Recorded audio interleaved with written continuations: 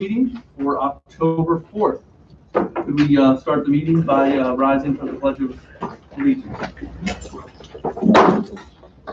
I pledge allegiance to the flag of the United States of America and to the republic for which it stands, one nation, under God, indivisible, with liberty and justice for all. Can I get a roll call, please? Mr. Bieber? Dr. Carter? Here. Mrs. Eisenhart? Here. Mrs. Henry? Here.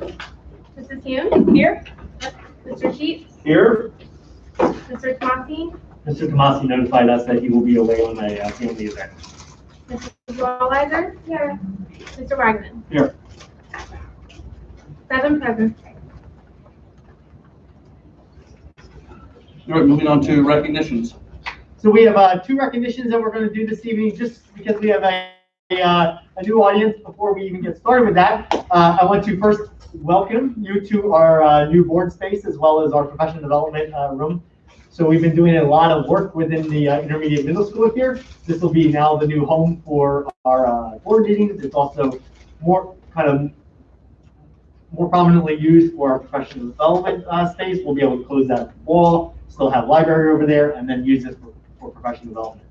If anyone would need to use the facilities while we are in the meeting, if you go down the hallway where we came in, right before you get down the stairs to the auditorium, there's a male and female bathroom down there. So just so you can orient yourself where you are. So that being said, welcome to our renovated space. And in our school board meetings on a regular basis, we try to recognize employees. We have a program called the New Heights Award, and it's an opportunity for anyone, students, parents, staff, to recognize a staff member that's going above and beyond. And typically we get about 20 to 30 recognitions that happen on a monthly basis. And then as an administrative team, we pick the top 2. So it kind of becomes the employee of the month. And so we are excited this month to recognize 2 of our staff members. The first one we're going to recognize is Miss Jennifer Fodor. So Miss Fodor, if you don't mind coming up.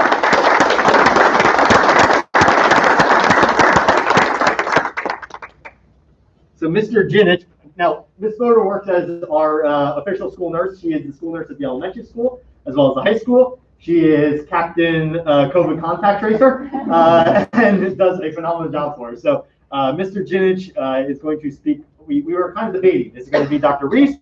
Is it going to be Ms. Kelly, or is it going to be Mr. Jinich? And Mr. Jinich won. And I gladly volunteered because obviously with a lot of the challenges that the last 18, 19 months have presented us, a lot of roles have shifted. And I have to say from a nursing department standpoint, the amount of just work and challenges that the department has faced in the face of the pandemic has been astronomical. And then even starting this year, a lot of the things, our first 3 weeks were very challenging, but to still be able to deliver that level of care to our students at the elementary level, but then also up at the high school level, Mrs. Fodor just does such an exceptional job. And through it all, is absolutely still lovely to work with. And even in the midst of contact tracing, 150 kids our first 3 weeks was still, we're smiling while we're doing it because it's the only way we can get to the situation. So thank you so much.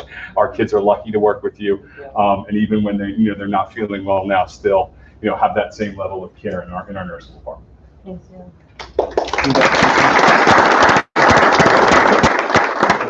Thank you. Next up, our second staff member that we're going to recognize this evening is Drew Thuss. So Drew, if you don't mind coming up. So Drew has been with us, but more steadily has been on site in the school district since the summer essentially, and works directly with our technology. So I asked Mr. Volker to say a few words. Absolutely. So Drew came to us from Nimble IT, primarily positioned in the Reading School District. He's the one that really helped us reintegrate all of our systems. He's an integration specialist. I say an integration guru. So as we changed our student information system, he's the one that got all of our systems talking to one another.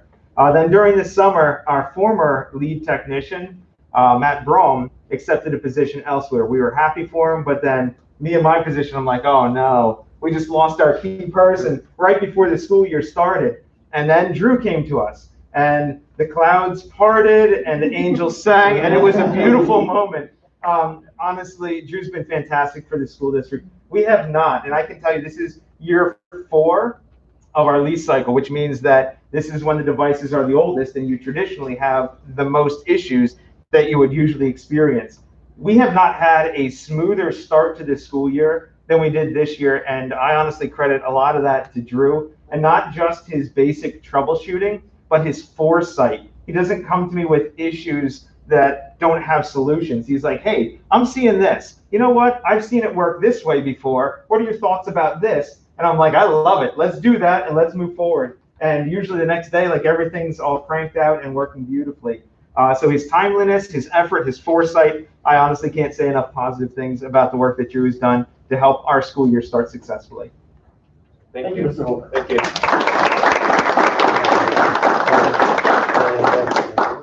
Cool. Thank you very much. Congratulations. Thanks, Tom.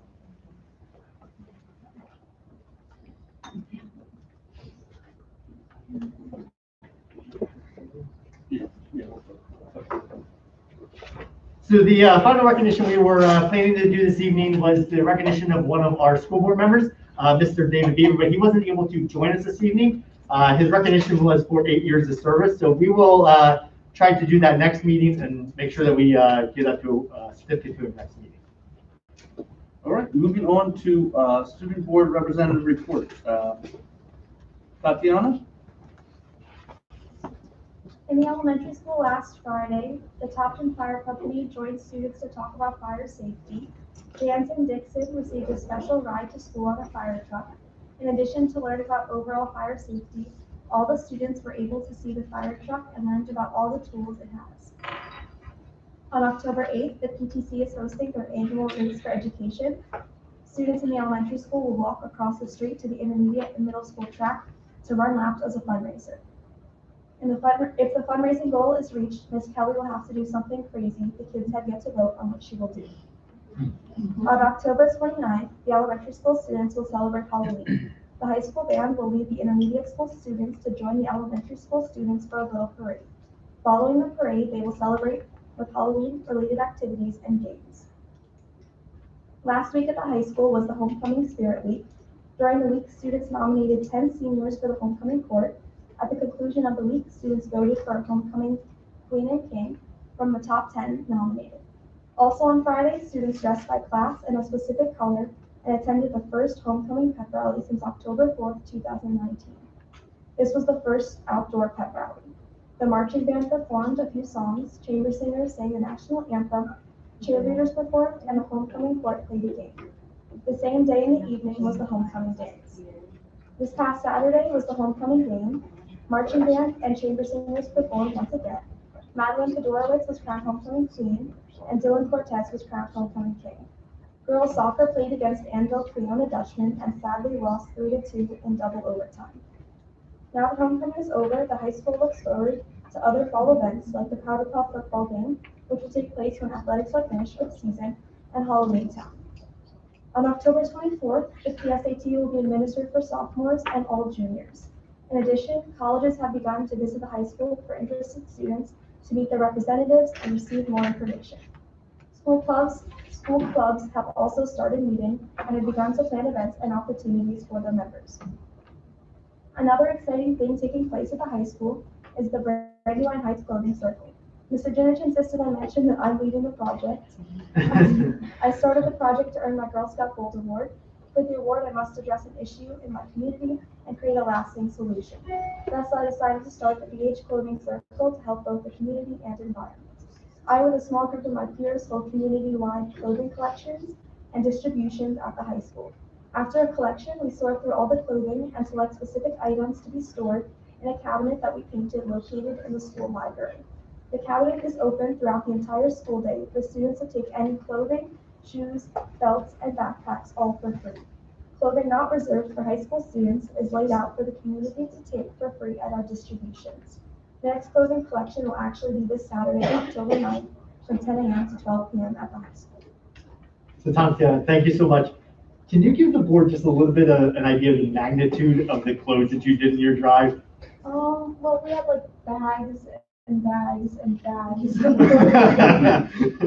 it fills up like all the tables in the cafeteria when we laid it all out and sorted it through. And we've already donated a lot of it to Goodwill that we decided wasn't good enough for what we had because we have so much clothing. But we're looking to find some new clothes so that we don't have the same things for the people who have already come. Yeah, it's a pretty awesome project. It was neat to see them going through it this summer. And then at one point, we were doing a training upstairs in the high school library, so I could, through those glass windows, look down. And as Tatiana said, all the tables are full with mounds of clothing, right, Tatiana? And like, she's a small army, 2 or 3 of our friends are going through all of it, sorting it.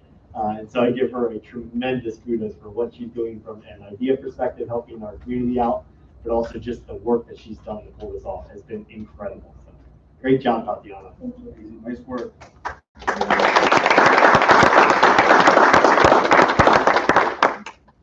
All right, Lauren, intermediate and middle school. In the middle school, the first dance of the year will be on Friday, October 15th, and the theme is Hawaiian. Red Ribbon Week, which is an anti-drug program, will be October 25th to the 29th. Trick or Treat for UNICEF is scheduled for October 18th to the 29th. And there will be a Spirit Week associated with all of the events that are happening in October. In the intermediate and middle school, we celebrated our first Spirit Week throughout the week of September 20th. The themes were Mismatched Socks on Monday, Tuesday was Disney Day, Wednesday was Bring Back the 80s, Thursday was Space Day, and we ended the week with School Spirit Day. The intermediate and middle school also kicked off our new advisory program where each student is connected to a teacher. Students meet with their advisor once a week to check in on grades and make sure that they're doing okay in school. Students also got to attend a variety of seminars which were run by the teachers. In the intermediate school, the students had a school store fundraiser where students raised money that went towards classroom supplies. Each student who participated received a prize. The 4th grade students attended an assembly given by UGI. Reading Olympic signups are starting for 4th and 5th graders. The Race for Education is on Friday, October 8th for grades K through 5.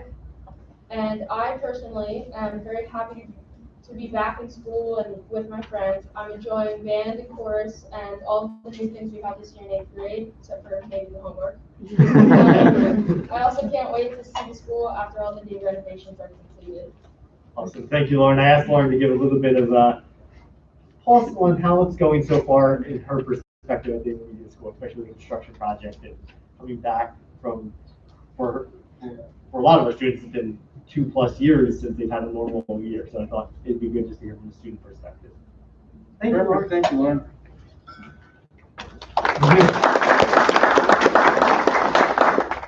All right, moving on. Public comment. Aaron Clark? Can I just hold mine until the end? It might get answered, my question. Sure. Okay. All right, Board of Directors report. Can I get a motion and a second? So move Sheets.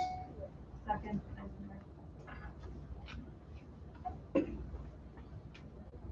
Thank you, board members. So, Board of Directors report, we have a few items here this evening, a couple new policies to review.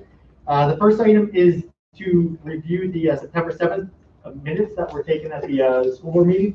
Any questions or corrections to this meeting minutes? Okay, none heard. We'll move forward. We do have some new policies. We have no second reading policies. These are just all fresh first reading policies. Just as a reminder, there's a first and a second reading. So this month we'll be reviewing these policies, and next month we'll be officially taking action on these to make them part of the school district policy and operations. So the first three, 1, 2, 3, are related to school board meetings. 006 is related to our actual school board meetings, and there's a new law that came out that has specifically what we need to do to advertise for meeting agendas 24 hours prior to a meeting. And so when there's an emergency meeting held, there's some rules and regulations that go along with what needs to be done with the last minute meeting and what we need to advertise, how we need to advertise that. And so accordingly, we adjusted our policy to match that new law within Pennsylvania. The second one, the public participation in meetings, that's just a review only. We figured since we were doing all the board meeting policies, we figured we just tied that in there, so no significant changes there. The 006.2, attendance at meetings via electronic communications. That one is a new policy. It is a PSBA policy. Many years ago, those have been on the board may recall that we put this policy in place so that it facilitated and allowed board members to phone in for a school board meeting or Zoom in for a school board meeting. That had never been permitted before in our policy.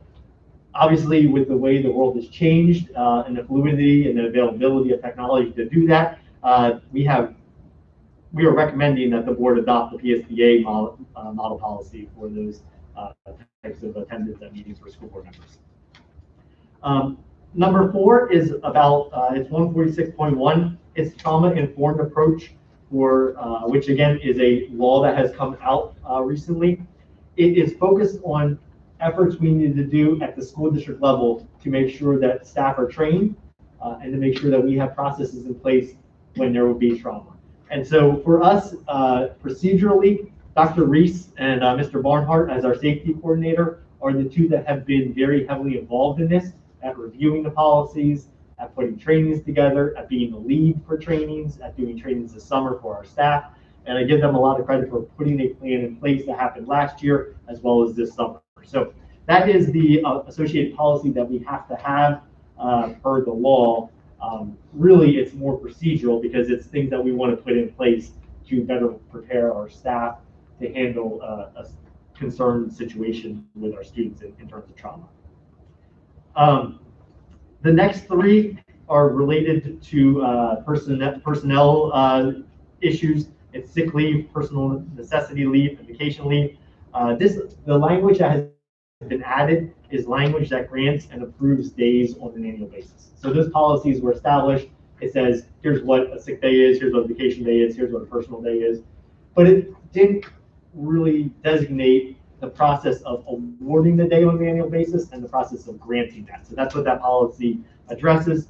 Items 8 to 12, we are excited to announce that we have completely finished, I say that kind of tongue in cheek, that we have completely finished our 6-year review of our policies. It took us 6 years to get through all our policies. That had not been done, or actually our policies, the last time they were updated was back in the 90s. So it was good to be able to go through that process over the last 6 years. We have concluded, so we are starting all over again. And the WERCO is very excited to be taking the first set of policies. So I'm going to turn it over to her. The way that we're going to proceed is the same way that we kind of left off. We'll start with the 600, which are all financial. The last time we reviewed those was 6 years. So we're going to have that process now start again with this year, going through the financial policies first. So Mr. WERCO, if you don't mind just going through the first batch for us. Yeah, so as Andrew mentioned, policies 8 through 11 are part of that multi-year review process. Policies, they all had minor tweaks except for policy 602 that remain unchanged. Policy 601 is simply additions to the legal references section, nothing in the context of the policy. Policies 603 and 604 had removal of duplicated items noted in other policies and some minor adjustments to bring the policies in line with current laws and management procedures and best practices. Policy 12 is a new policy, that's policy 625. In this day and age, procurement cards are becoming a larger part of our payment processing process. So therefore, it seems reasonable to have a procurement card policy in place outlining the rules in which they're acceptable use for the employees of the district. And just like any policy, as an employee of the district, you have to adhere to those policies. Policy 13 is our SMILES policy, it's policy 910.1. The only adjustment here is to update the tax credit rate from $7.50 an hour to $10.50 an hour, which is our starting rate for a position in which a volunteer could potentially help with. There's a variety of activities, whether it be at the classroom level or a custodial crossing guard level. I'm hoping that with the staffing shortages will help promote this program more with the increase in the hourly rate, that we get some more volunteers and hopefully help offset some of the needs that we need. And policy 915 again is new policy. This policy acknowledged that there might be times when people approach us or we approach them about marketing activities that could arise that could be an economic benefit for us as a district that we want to move forward with. So this outlines the rules in which we're able to move forward with them, but also it kind of safeguards us in that we want to reject the advertising of certain commercial activities that are not beneficial to the advertising in the school district.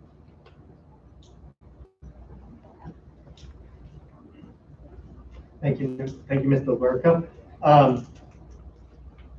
I was misspoken. I said that the 90s was the last time we did it. It was actually 2004 was the last time those policies were updated. So it still was a while since they had first, and PSBA at that time had pushed out a whole new policy update, and we just blanketly adopted all the policies in 2004. So it is, again, a good refresher for us. So any questions on the policies that are in front of the board this evening? Just a real quick question, and it may just be on my hard copy.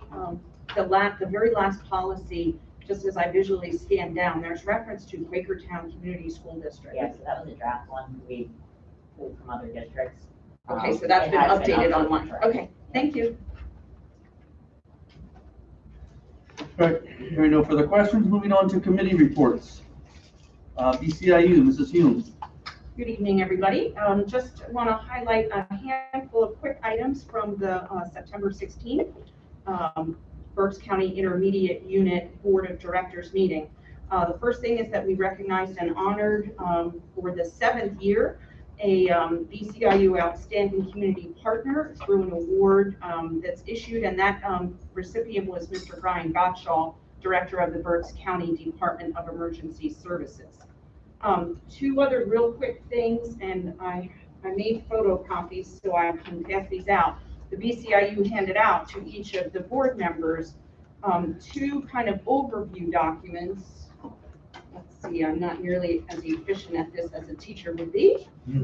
I don't have one for you, sir, sorry. That's right. One is for COLA, the Committee on Legislative Action, and I know Mrs. Walliser is going to provide a update on that. And then the other is for the Berks County Equity Committee. So in the news, there has been some discussion and some controversy and some misinformation and some confusion about exactly what that notion of equity is. At the county-wide level, the school district superintendents and some administrators have gotten together, and this goes back for several years, if I'm not mistaken, to form a committee to address issues around equity. And so this document that I've shared will help anybody understand what is within the scope of that committee and those discussions and what is not within the purview of that committee and discussions. So I just ask you to, reference that if there's any confusion or if you're ever asked what the status of some of those discussions is.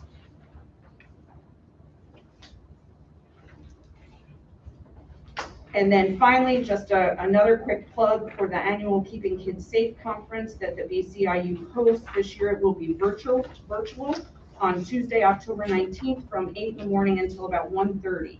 And all board members of all school districts around the county are welcome to attend, as are administrative staff and teachers, etc. of districts. So the registration link is there if you are interested and have the bandwidth to participate. Again, it's an annual event, and for the past 12 years or so that I've been attending, it is always good learning.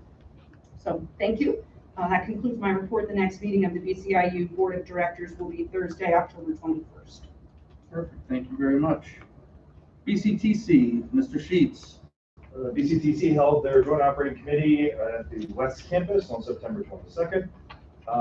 Nothing really super earth-shattering to report.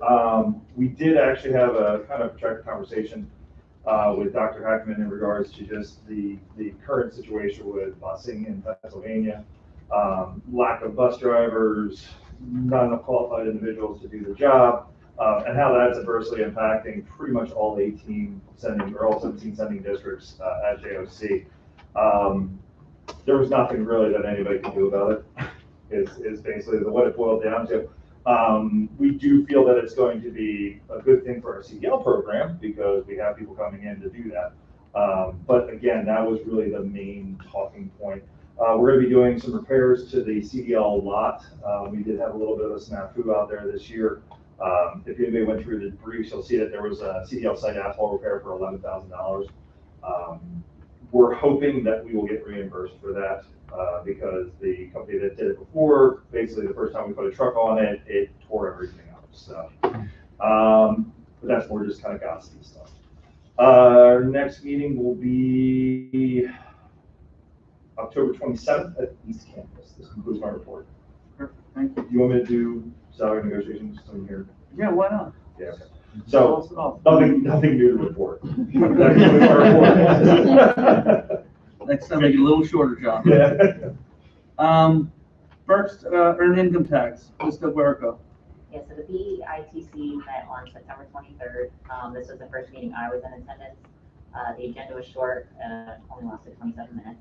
The committee approved the June through August financial reports, reviewed the collections and distributions in conjunction with its new tax software. And they also discussed a collaborative initiative between the BEITC and the DCED, which is the Department of Community and Economic Development. They oversee LST. Their goal is basically to streamline processes and get everybody on the same platforms, which would make it easier both internally and also the stakeholders within the Berks County. And that's it. The next meeting is in December. Thank you. COLA, Mrs. Walliser. Yeah, so the PSBA chief officer from Harrisburg spoke to us via Zoom, and there's a lot of different House bills going on and Senate bills, mainly regarding charter reform that's going on right now. And I just encourage you to all reach out if you can to your senators and local legislators.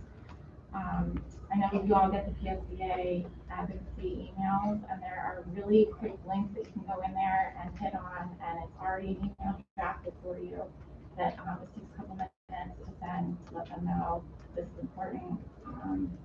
Just kind of get our voices out there. There is a virtual PSBA Fall Advocacy Day on October 14th. It starts at 8:30 and it'll be via Zoom. They'll provide us with a lot of different talking points, contact information for our legislation. So I plan on checking that out. And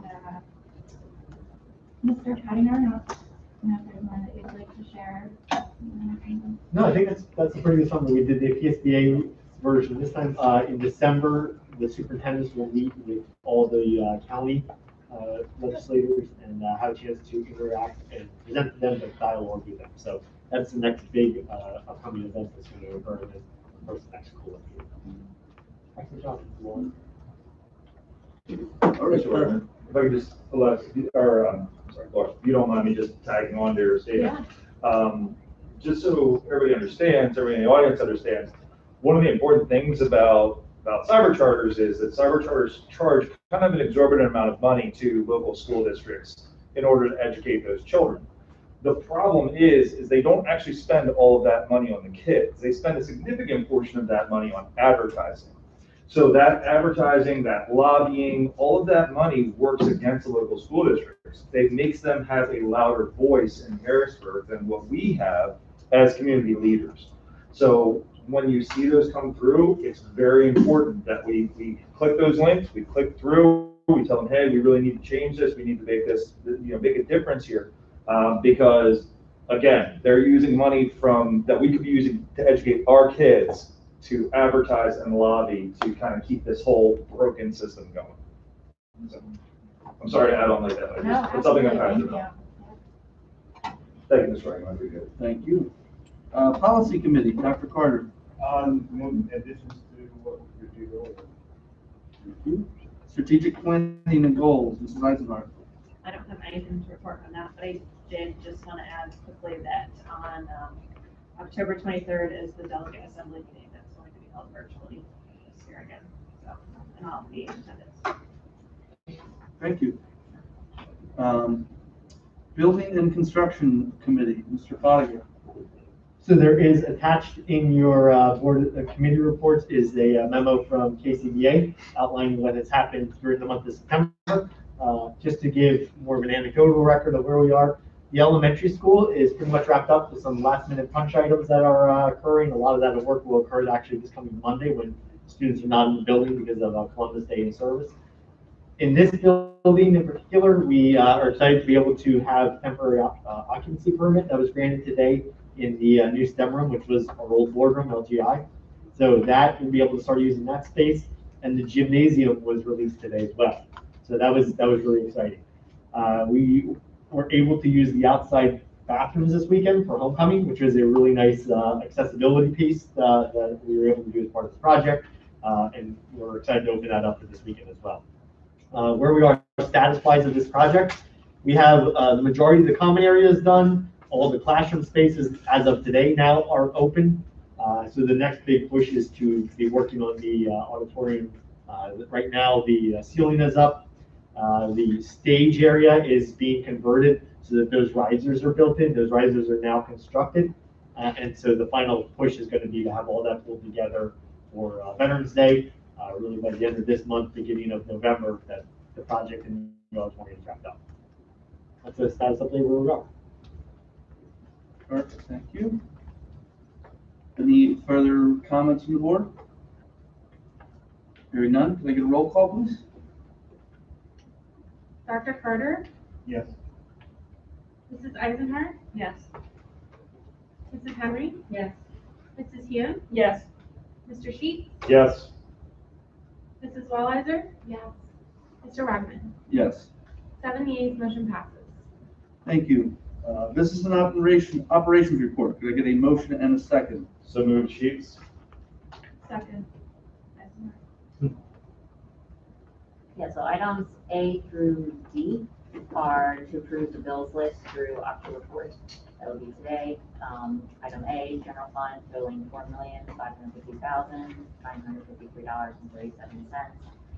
Item B is food service fund totaling $26,010.18. Item C is the construction fund totaling $1,860,486.79. Item D is the capital reserve totaling $4,180.57. Item E is to approve the financial reports due August 31st unless otherwise noted. The general fund, items 1 through 4 are the funds. Item 5 is our investment schedule. Item 6, which is really little to no activity, is student activities and trust funds. I just want to pay note to item 7, that's budget transfers, and that is through June. And those budget transfers are typical of the annual process where at the end of the year, any budgets that are overexpended, we basically do a sweep pre-audit and kind of reconcile the accounts for those that are overdrawn versus those that have remaining available funds. So you'll see there's quite a few, it's kind of an annual process. So that's and then item G is to approve additional bandwidth with First Light for internet services at an increased cost of $1.75 per month. Similar is item 2 to approve additional 500 megapixels of bandwidth from Crown Castle for internet services at an increased cost of $4.75 per month. Item 3 is to approve the purchase of licensing for Raptor Technologies to digitize the sign-in and sign-out procedures at an annual cost of $500. And item 4 is to approve the ISMS large group room audio-video project with Elements Audio Video at a cost of $48,022.01. As we transition to the facilities maintenance, Mr. Gark and I talked about this, so I said I would go through some of these change orders. So my apologies, I wanted to have a comprehensive change order document in front of you this evening, and admittedly it fell off my radar to get it to you. So I promise you that you'll have that for the November board meeting. Over the course of the last few board meetings, you've approved change orders, and I thought it'd be good for you as a board member to see that collective list. So I'll make sure that one is sent to you electronically, but also that it's at the next board meeting for your review. There are some change orders that are on here for this evening for consideration. Unfortunately, a lot of these are misses that were part of the architectural plan from our architect, KCBA, and a few of these are ones that are hidden items that those are understandable. You're going through a renovation, you find a steel beam, something pops up that you don't realize. Those things are bound to happen. But the ones that are misses are the ones that are really hard to swallow. So change order A is one of those misses. They had to relocate some piping due to an electrical panel, so the plumbing and electrical panel were laid on top of each other, and because of that, obviously you can't have those two mixing, so we had to reroute that, and that's what that change order is. The item B is, it says stainless steel sinks, in the new trainer room, which was the old boys locker room. They had to construct a new bathroom, where they laid the bathroom out was right in the middle of an old existing sink, and so we had to relocate and move some piping around.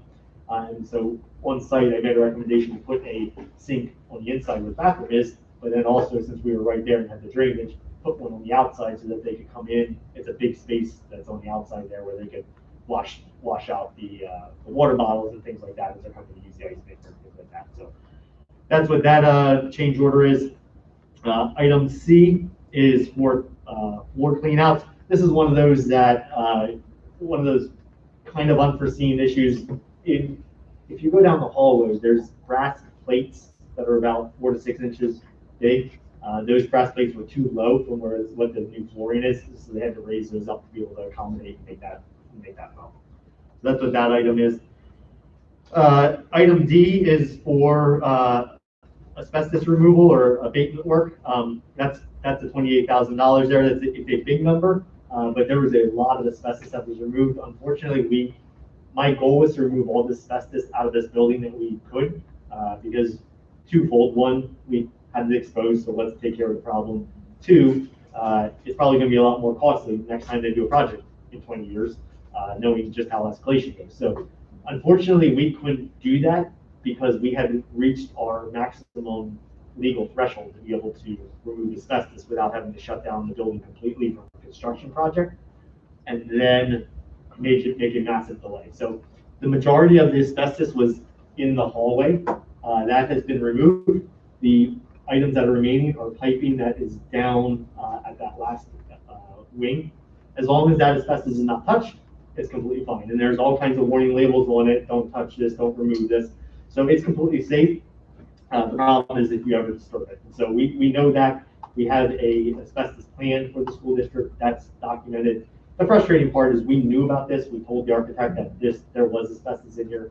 Mr. Wetzel stays on top of that. He informed the architect and there was no allowances put in for that. So that's why there was a change order to pay for this.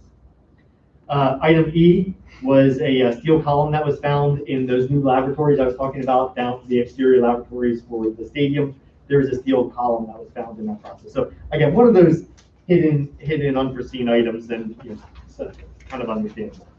And then item F, when we redid the common areas out here, there is a custodial closet over there. That custodial closet was part of the project to reallocate some of that spacing, but there wasn't flooring that was accounted for when they reused that custodial closet. So there is a cost to the cheapest way that Mr.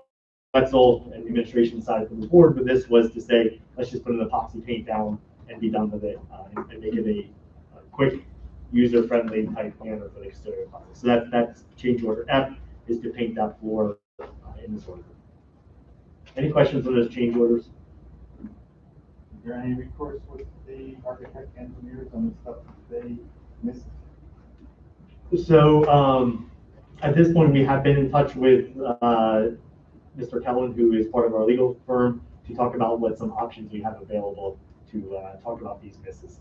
The misses are couched as, they classify them as either omissions or errors, and they're classified as omissions. So the logic that has been provided to the school district is because they missed it, we would be paying for it anyways. Because if it was in the plans, the architect, the building company that was bidding on it would have bid it higher because that would have been in the plans and they would have seen that.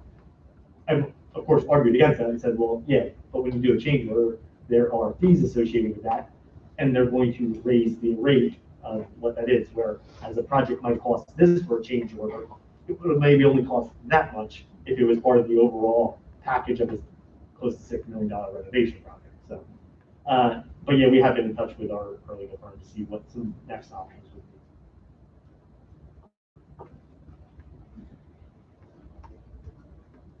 All right. So moving on to item C is to approve a proposal from Conrad Siegel to perform the 2021 Affordable Care Act employer reporting services at a cost of $5,700. This is no change from the prior 2 years, and the scope of services do remain unchanged as well. So item D is to approve the updated roster of bus drivers driven by Brandywine Transportation for the 21-22 school year. I know transportation is a hot topic as far as driver shortage, but as you can imagine, the rosters are changing as well. Drivers are coming and going. We lost a few initially, but we've hired a few since then, and we kind of have some in the pipeline. So this is the updated list as it stands today. I would say on a positive note, Friday I was at a Middies PASO meeting with other business administrators in Berks and Schuylkill County. I would say relatively speaking, in comparison to most of the other districts, we're actually faring pretty well. And I would say Paige, our new transportation specialist, has done phenomenal because I mean things are changing by the hour, so she's communicating with families and then just internally talking to principals, making sure the students get on the right bus. So she's done phenomenal, but some other districts are resorting to canceling certain runs entirely. You hear about the rotating schedules, and some are canceling all extracurricular activity bus runs. So leaving parents to figure out how to get to and from either sports or after school activities. So at this time, we haven't had to do any of those alternatives. So I would say that is the white at the end of the tunnel right now. So.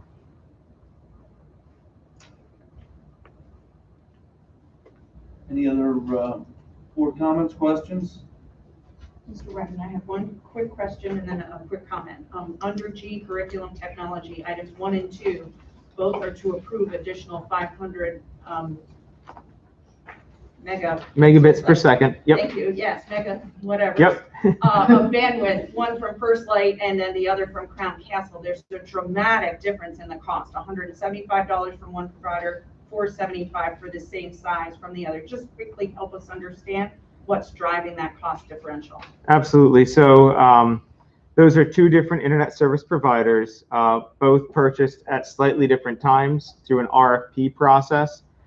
Just due to the nature of that internet service provider, what they built into their escalation clause to go from 1 gig to 1.5 gigs up to 2 gigs. That's just what the price differential ended up coming out through that RFP process. Still, those numbers are significantly less than other numbers that are around. Okay, thank you. Yes, you're welcome. And then my comment, I just want to praise the folks, Mr. Wetzel, I believe it's probably your team, and maybe even at some point this summer, students were involved. The landscaping out in front of this building at the various entrances, great job. I have been concerned about the look of that for years and years and years and years. The landscaping was so old and so tired and just didn't kind of reflect well in terms of the energy that's inside this building. So thank you, and kudos to your team for doing a great job on that. Even the little bit of change makes a huge difference. So thank you and great job. Thank you for that recognition. So I'll add that Mr. Wetzel and the student helpers this summer and his staff were able to get everything removed. It was actually Mr. Freena's vision for doing the actual planting and what's out there right now. So thank you for that recognition. Yeah, very fun. Any other comments or questions? Hearing none, can I get a roll call, please? Mrs. Eisenhardt? Yes. Mrs. Henry? Yes. Mrs. Hume? Yes. Mr. Sheets? Yes. Mrs. Walliser? Yes. Dr. Carter? Yes. Mr. Wagner? Yes. 7 yeas, motion passes. All right, moving on to superintendent's report. Can I get a motion and a second? So moved.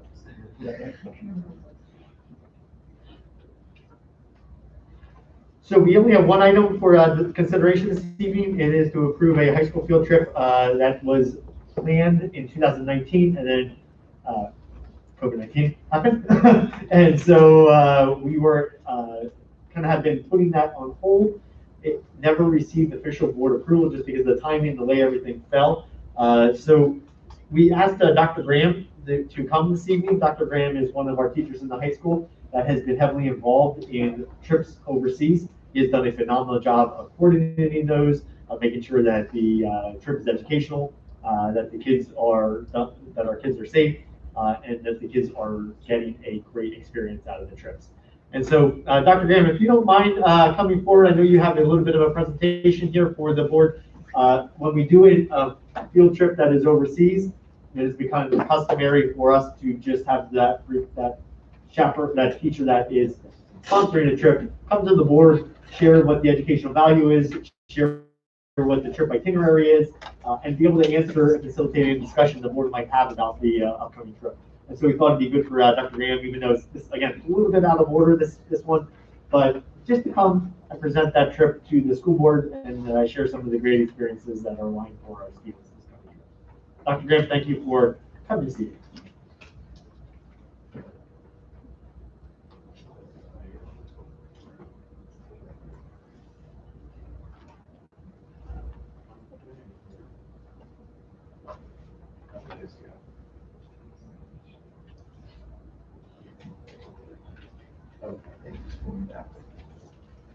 So what I'm doing is just showing you the slide presentation that's here to students long ago when we planned this trip. And it obviously it was the trip was scheduled in a different world before this pandemic hit. And as some of you may know, I've taken a few of these trips before, so I'm kind of a veteran of this stuff, especially working with EF for 2 trips that went very well. And I basically just decided to, my travel experience. Well, there you get some sense of me with some of my students at the Parthenon, walking around Sistine Chapel where I was not supposed to take a photograph, but I did it down here. That's why you see my throat, not my face. And you can see my face there on the upper left where I was, hey, this is something they do on these trips. They don't let you sleep when you get to the country, so you just kind of go, and I'm still, there's a little black square at the back of that room, and that's the Mona Lisa. And at that point, I was just so sick of the crowds and so tired. I went, here, I saw it. Let's move on. But I mean, what's great about these trips is that they give the students access to, the magnificence of Western civilization. I mean, these incredible ones: Versailles, the Sistine Chapel, Musée d'Orsay, the Rectillon, etc. The Louvre. I mean, this trip, if we ever get there, we will be going to the Louvre, and that was kind of one of my impetuses behind this. Was let's get people to some of the best museums in the world. I'm an art teacher, so I want them to see London, Paris, obviously, because then you get a chance to look at the National Gallery, at the British Museum.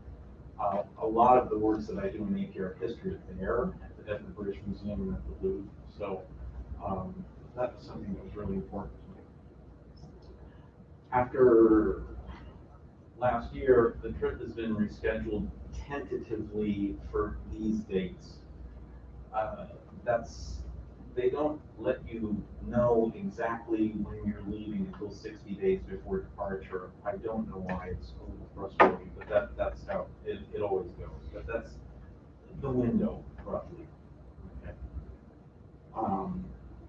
And EF is, has Ms. Gladler done her meeting? She did. Okay. So, A couple years ago. I mean, EF is the big student travel company. They do, I think they're the second largest, or were, the second largest purchaser of airline tickets in the country. So they run a lot of tours. Yeah, and this was their presentation. They put this together. But yeah, so a lot of local schools go to EF. It's not like no one's ever heard of it. I went on an EF trip when I was 15 years old to the USSR of all places.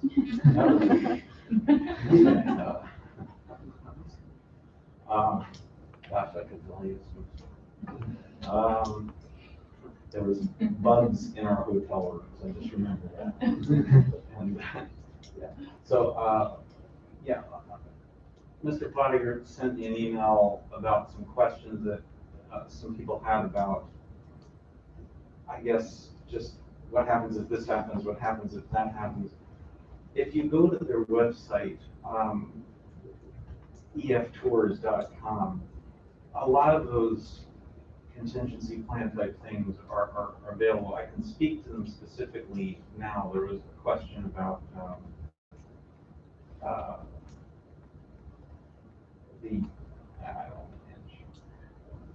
what happens if someone's over there and gets COVID, what will happen? EF has a plan for that.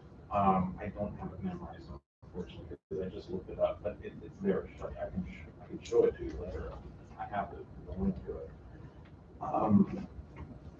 When you're over there, they have a tour director who's with us all day long, all night long. If there's an emergency, they're the ones who speak the language. They're native to that place, and they will get in touch with both places where we're going. London and Paris have EF field offices, so it's not like we're off the beaten path there. And this has never happened to me that we've ever needed, thank heavens, to use the emergency line, but it's always there. It's not like we're alone there. There's a large EF organization that takes this stuff pretty seriously. So, I mean, especially nowadays. Group travel, obviously, it's that we're not going to be alone. We're going to be with other groups on the bus, because it's small groups. Someone had asked how many students are on this trip. There are 10. We had a bunch, and then people stopped. They dropped out last year. In terms of, there's another question, how many chaperones? There's myself and a parent of one of the students on the trip, Genevieve, Paul's mother. So we got a male, female chaperone, and that's always kind of what you want to do, bed checks, which is really the only time you need to worry about that sort of thing. And you know, in terms of chaperoning, for me, it's a 16-hour day, 10 days in a row. It's a very arduous, high-maintenance sort of experience. It's not quite, it's not a vacation. It's a vacation when I'm standing there in front of an artwork, but it's not a vacation when I'm making sure, okay, head count off the bus, head count into the place, head count out of the place, head count onto the bus. It just goes on and on and on. I get so sick of like calling their names out. It's like, maybe, I don't know, like a dozen, 15, 20 times a day. You cross the street, you cross that street. I'm very, very hyper, what's the word? Just particular about the safety there. I don't want anyone getting into any sort of problems when we're over there on my account. Let's just get to the itinerary. Supposedly, we're going to fly into London. They say supposedly because I looked at the CDC website and they're like, don't go to the UK. No, we mean it. Don't go to the UK. So I don't really know what the status is. It's October or whatever it is today. And as we know, these things change quite rapidly. France doesn't have, if you look at a map of the world, it's all red, you know, level 4, highest level. Everybody's got COVID, although there are some places, even within Europe, that are more, I think, virulent than others. I know, because I have friends in Europe, they're looking at, you know, Eastern Europe, not so good, Western Europe, better. But in terms of the vaccinations, this was another question that came up. Do they need to have vaccines to get into the country? In a word, yes, they do. They just, if you don't have a vaccine going into England or France, it's just going to be a real headache at this point. And I've been telling this to the students, hey guys, if you don't have a vaccine, I mean, I think it might be a good idea if you want to get into France. Otherwise, it's long list. I was looking at French immigration. It's just, well, you have to do this and that hoop and this hoop, and you have to get this test the minute you get off the plane, and then you have to be quarantined for 72 hours, and no. So at this point, yeah, there's no point in traveling if you're not vaccinated to Europe. It's just a no no deal sort of scenario. So the idea is we go to London for 2 days, and there's a side trip to Canterbury, and from there we go to the beach of Normandy, June 6, 1944, and see the hallowed ground of D-Day there, and we moved to Mont Saint Michel and Saint Malo, these kind of medieval sort of. No, it's just a bunker. Okay, well. So from there we go to what I'm really looking forward to, which is Chartres, the great medieval cathedral, and then to Paris and Dubai for home. We're not doing the Amsterdam extension because that was lots more money, and one of the reasons I wanted to go on this trip in the first place to England and not somewhere further was to keep costs down, because I know trips are a huge amount of financial outlay. So it's a great trip. At this point, I'm just so drained from waiting for it for so many years at this point that I'm kind of jaded about, like, yeah, maybe we'll get there, maybe we won't. I mean, because there's just things that we can't seem to control, unfortunately. There's right. What's included? Yeah, I mean, this shows you all the stuff that we're getting, which is nice. The only thing you pay for really when you're over there is lunch, and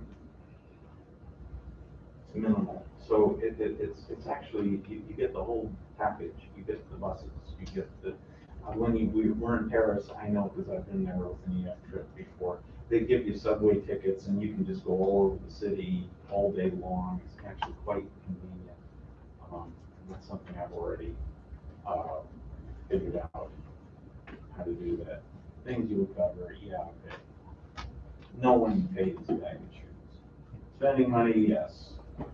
Tips, that there is, we usually collect about 100 euros worth of tips that we have to pass to this guy and that guy, but I do that before. I have to go and exchange the dollars and the euros, and then I have to carry around all this money, which is also one of my less pleasant duties. I mean, there's days when I was walking around Italy with $6,000 in my, neck wallet, and I didn't like that. But and I also carry their passports because I don't trust the students to actually hold on to their passports, so I carry them with me, and they never get lost that way. So it's just and et cetera. Okay, so this was the payment plan. If that's how much the trip actually cost the students, and that's about yeah, that's about it. So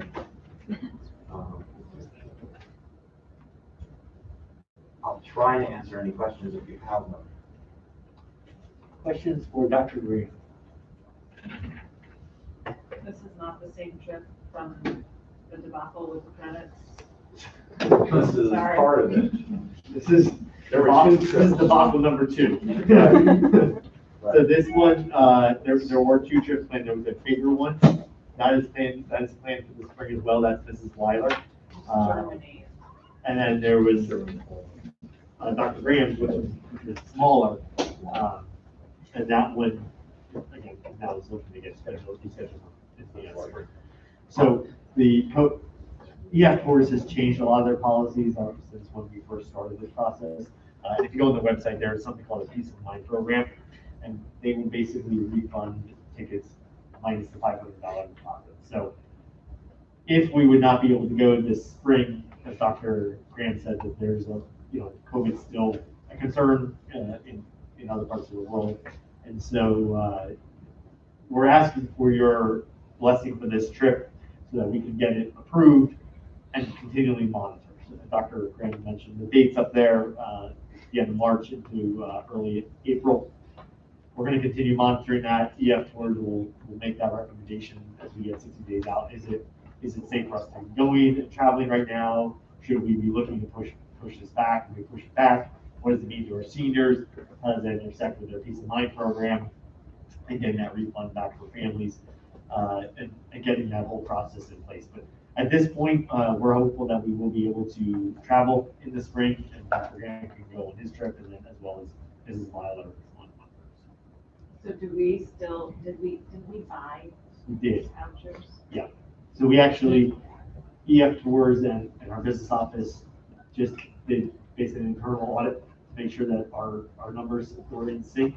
And we still have credits on the books. And so Mrs. Weiler is still doing some open enrollments for her trip. And any student that enrolls will go and buy that. They'll buy it from EF Tours, but it'll be our credit that they're buying. And so it'll come back to the school district to wash that out. If we have any remaining after this year, we are looking to do another trip in the future, next year or 2 years from now, and then that should wash out the rest of that credit.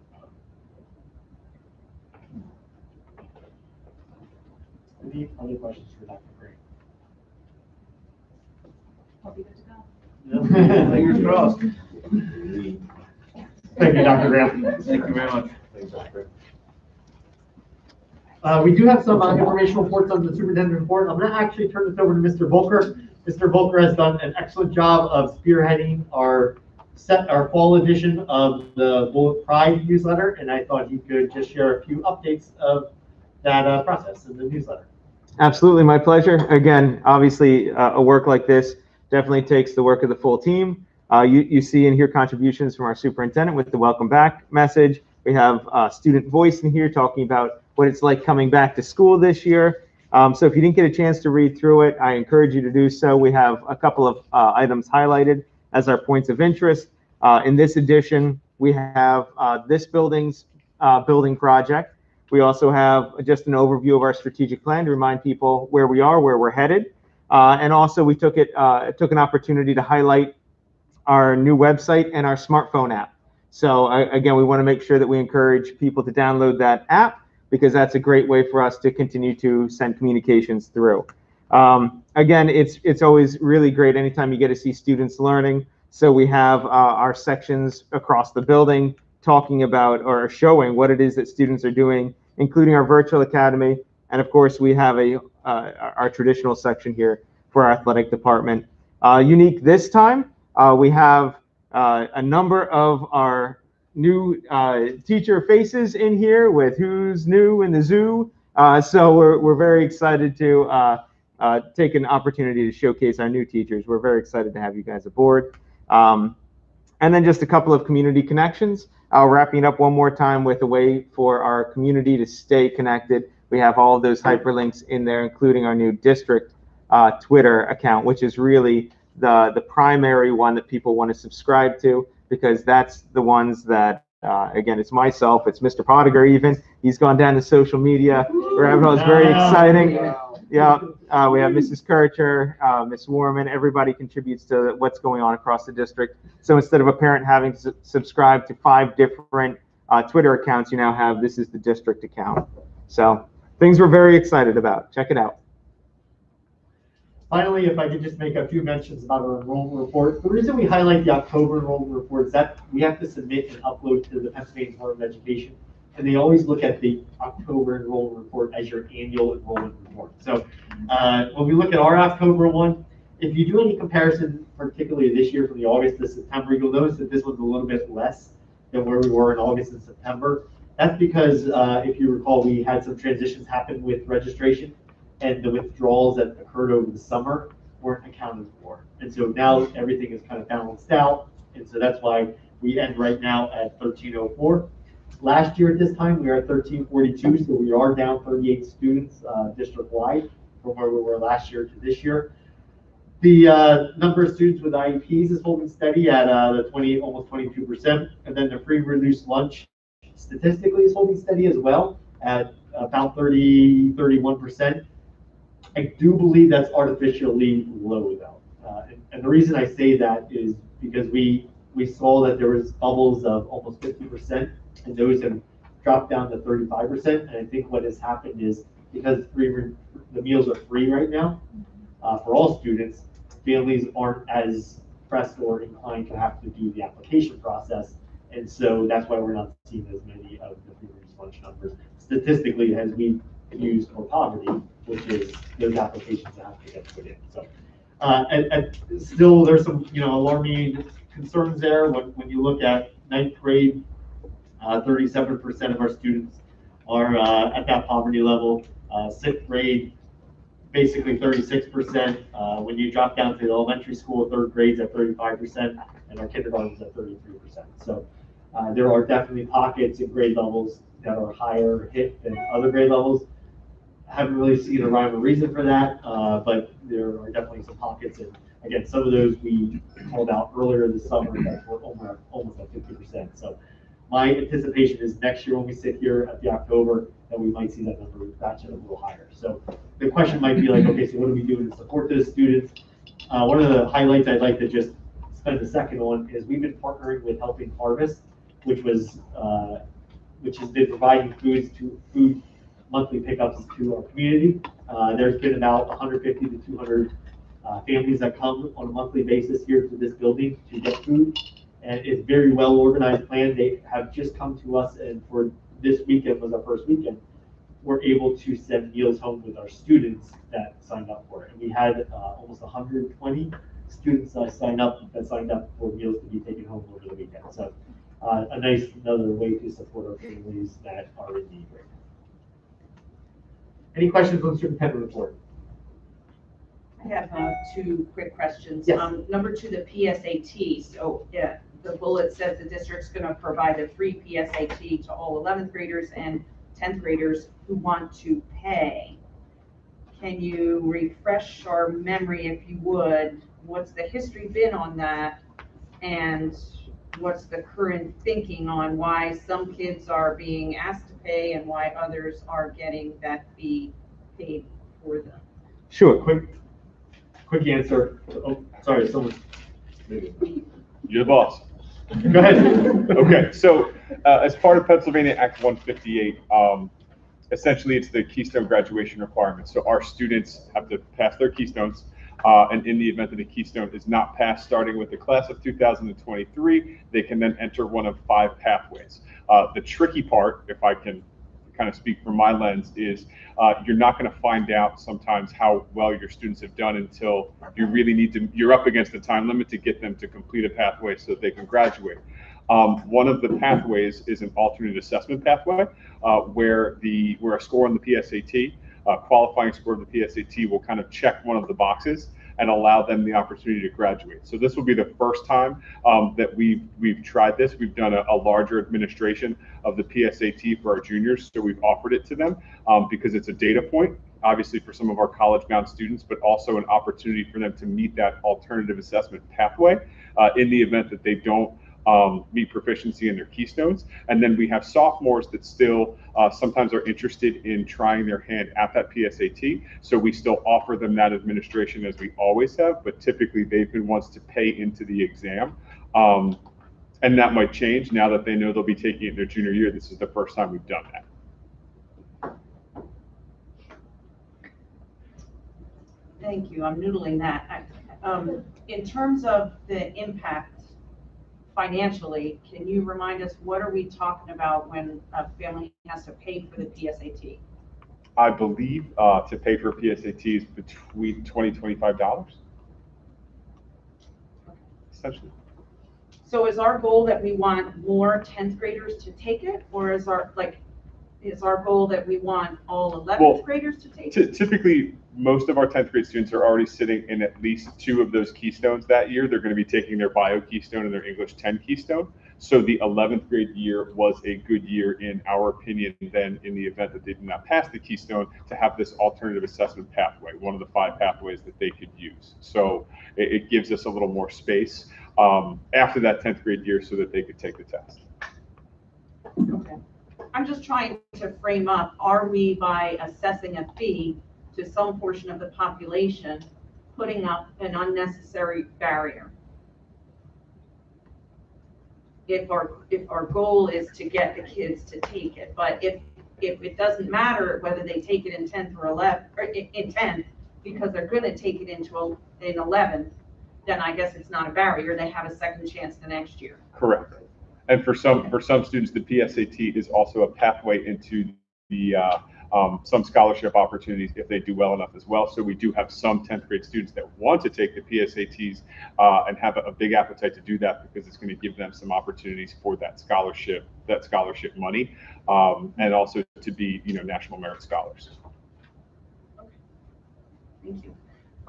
One other question, different topic, all the way down the bottom of the page under Virtual Academy, it references 50-some freshman seminar students that are taking that seminar online. And again, I apologize, would you be willing to refresh our memory about high-level course content for our new freshman seminar and what differences there might be in the Virtual Academy offering of that versus in the classroom offering of that? Sure, actually, because it's pretty cool. It's completely identical, other than the person who's overseeing, and actually the person who is overseeing, even if they're in the Virtual Academy, is still a Brandywine Heights High School teacher that's teaching freshman seminar. The problem is we do have freshmen that are in some different courses their freshman year and can't schedule. They don't have as much space when they're scheduling. Maybe they're in, band and chorus or additional classes. That's made it not possible for them to get in to a physical section of freshman seminar. So because it was built in Edgenuity, myself and Mrs. Honich, when we looked at the curriculum for that, it can be delivered virtually for those students that can't physically schedule into it. But the same teachers that are overseeing the physical sections of freshman seminar also oversee our virtual students as well in terms of their submissions. And just a quick reminder, what is the primary course content for our new freshman seminar? Absolutely. I'm sorry. It's digital literacy, things that they're seeing online, study skills, basic approaches to organizational things that we think would help set our freshmen up for success as they progress through the high school, to sort of lay a foundation for some of that higher level coursework in their 10th, 11th, and 12th grade year. And just to frame it up just one step further, keep in mind through the strategic planning process, when we said, what do we want our graduates to be able to do when they leave us? The other part of this is that 11th grade seminar where there's a financial component. That's the piece I was confused about. No problem. Because I know we just got an award for our finance program. Yeah. Very exciting. Thank you. You're welcome. Any other questions, comments? Hearing none, can I get a roll call, please? Mrs. Henry? Yes. Mrs. Hume? Yes. Mr. Sheets? Yes. Mrs. Walliser? Yeah. Dr. Carter? Yes. Mrs. Eisenhardt? Yes. And Mr. Young? Yes. 7 yeas, motion passes. Thank you. Personnel report. Could I get a motion and a second? So move Sheets. Second. Gallagher. Under personnel report this evening, we have 2 resignations. One is from one of our learning support teachers. The other one is from one of our longtime baseball coaches, Mr. Cole. He has decided to step away from his coaching career in order to spend a little bit more time with his family and his son before he graduates. So good opportunity for him. It's a shame for our program, but he's done a phenomenal job for us. So we have definitely reached out to thank him for all his service to our community. We have a change of status. Under the change of status for the 2 individuals listed, that is a change because of the new program we offered at the middle school here, where we're doing more of an exploratory language experience for our 8th grade students before they go to high school. So that's what those adjustments are, to make sure our staff are available to be able to teach those courses. Under C for appointments, under support staff, we have the opportunity to make an appointment for a food service worker. We have 2 long-term substitutes that we're recommending for this evening. You probably can see that one of them is a personal connection. And so if I can just take a moment, just to, as superintendent, I wanted to make sure that the board was aware. We tried to make this as transparent as possible. I myself was completely removed from that process because I did not want any conflict of interest to occur. I also wanted to make sure that the process was completely true and that there was no bias involved in this hire. So the recommendation is, and the individuals who are involved are the building principal, the assistant superintendent, the board president was involved in this process, and our solicitor were involved as well. So this is definitely some more eyes on this one because of the personal connection, but I just wanted to reassure the board that at no point did I have any personal connection into this, and I wanted to stay as neutral as I possibly could through this process. If this would go through, just to again reassure the board, any evaluations or any connections that would happen from a personnel standpoint would happen with the building principal through the HR lens and or through senior leadership, particularly the assistant superintendent, and I would be removed from that process as well. Item E is to approve some unpaid days for an employee. And item F are some approvals of mentorships that are occurring right now with our employees. And then that goes on to back to the item. I'm sorry, those are mentors as well on the back of the Any questions on personnel items? Would you separate out item C3, please? Yes. And before that, we'll add that to each. Yeah. Motion change the motion. So we have a motion, Mrs. Hume? I'm just requesting to modify the motion so that we can do a separate vote on everything in C, well, in everything in this entire section with the exception of C3B. So we have a motion to pull out section 3B for voting. You get a second? I just need to amend my motion. Yes, Second is amended. motion. I amend my motion. All right, are there any other questions in regards to all items except for 3B? Oh, sorry, C3. Oh.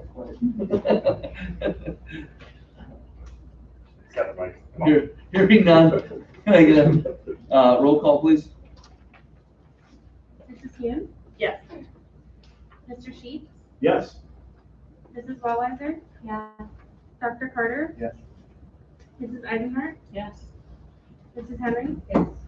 Mr. Reichman? Yes. 7 yeas, motion passes. All right, moving on to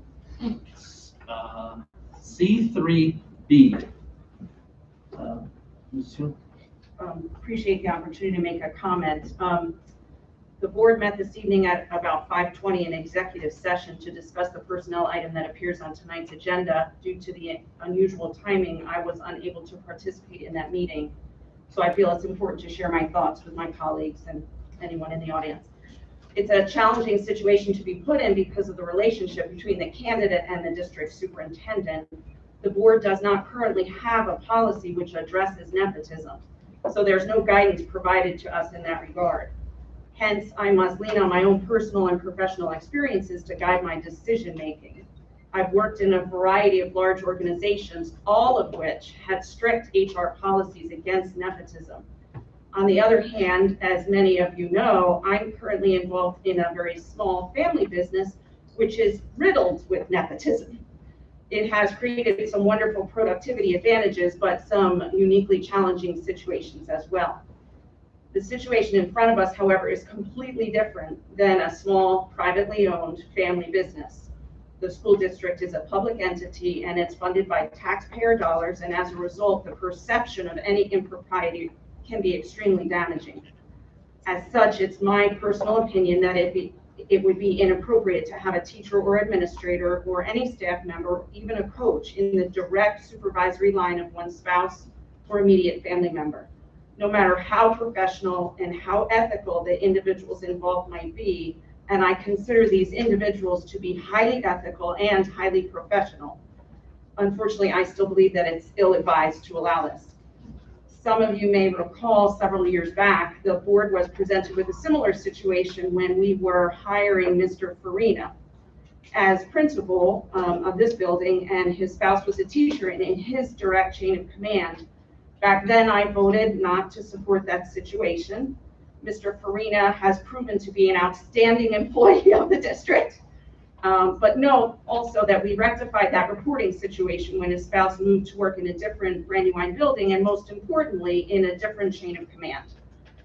So given the superintendent's role as the top leader, no movement of this particular candidate can take her out of his chain of command. During the hiring process, as Mr. Pottinger noted, he removed himself due to his acknowledged potential conflict of interest. He did so proactively and appropriately.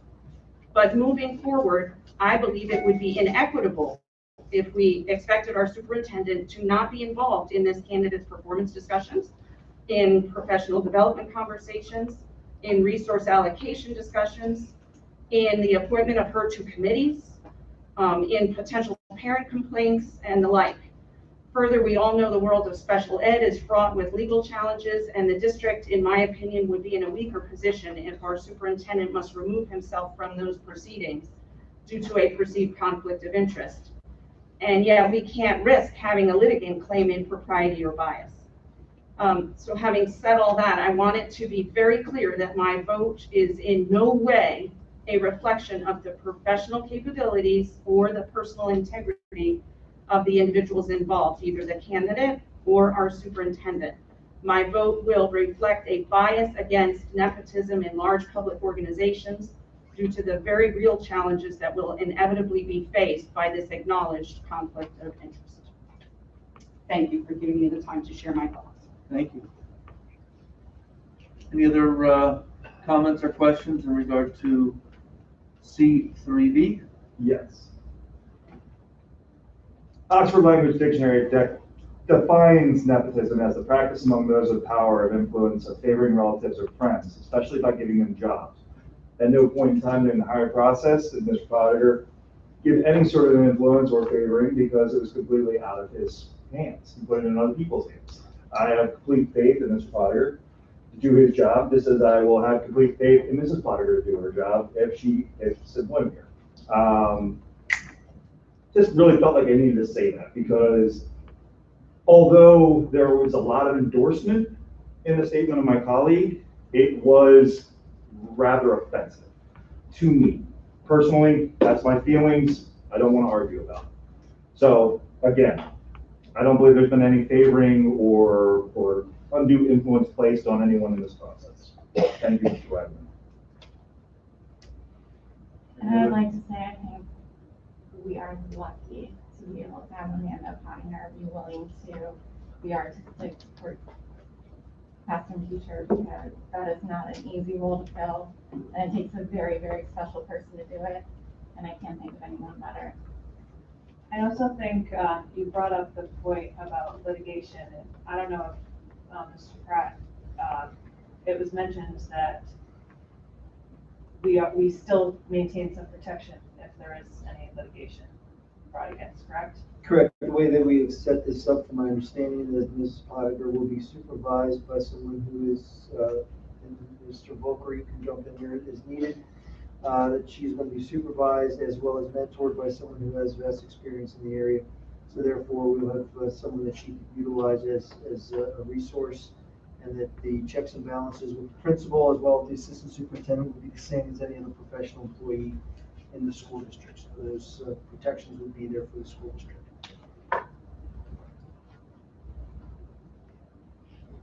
Any additional comments? Sure. I was just gonna say, I appreciate where this is coming from, but Amanda's already been here as pre-K, even though it was through the IU. I think if there were any, inappropriate things that were gonna happen, it would have already taken place. I sort of feel like she's had a tryout, and this has been more of her, you know what I mean? Like, she's proven that, and I think Ms. Carter has proved too, that there's nothing going to happen that we can't. I mean, I appreciate where you're coming from, but I do think that they've proven that they would, do their duties without anything inappropriate happening. Appreciate that. And again, this is not a reflection of any individuals. It is a philosophical challenge for me to support allowing individuals to report in direct line of supervision. And so while Mrs. Pottinger has done a fantastic job from what I've gathered, running our pre-K program. She is employed by the VCIU and located in our elementary building. So I get that she has all the relationships, she knows the kids, she's gonna be terrific. Philosophically, I can't condone it, philosophically. And so there should be no offensive reaction to it whatsoever. It's a philosophical difference.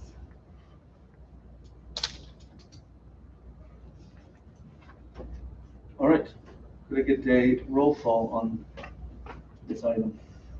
Mr. Sheets? Yes. Mrs. Wallheiser? Yes. Dr. Carter? Yes. Mrs. Eisenhardt? Yes. Mrs. Henry? Mrs. Hughes? No. Mr. Wagner? Yes. 6 yeas, 1 nay, motion passes.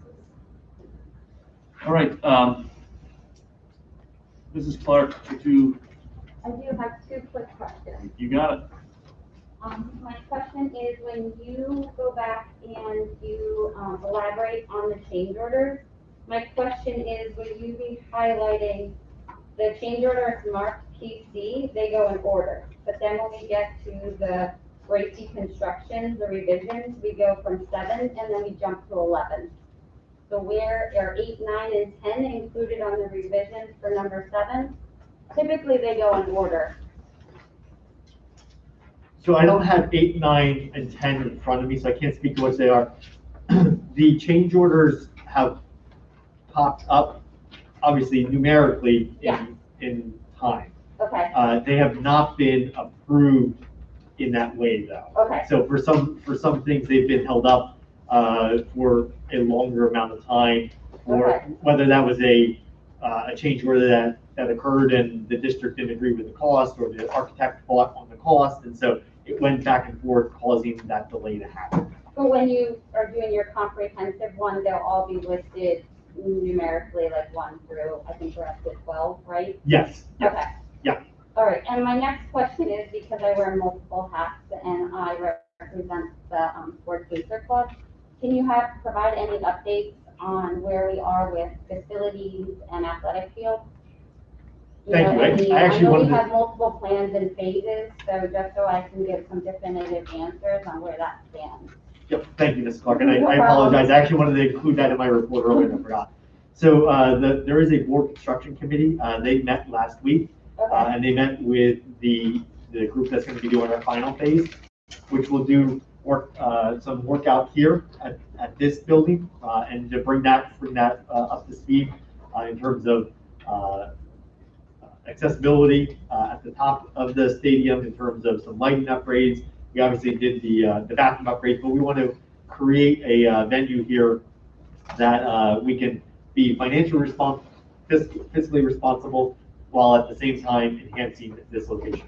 The majority of the work from a facilities perspective will be over at the high school, and to create more accessibility in terms of conceptually some kind of driving loop to the back of the building where the stadium is and where that glass wall is, where it goes into the gymnasium.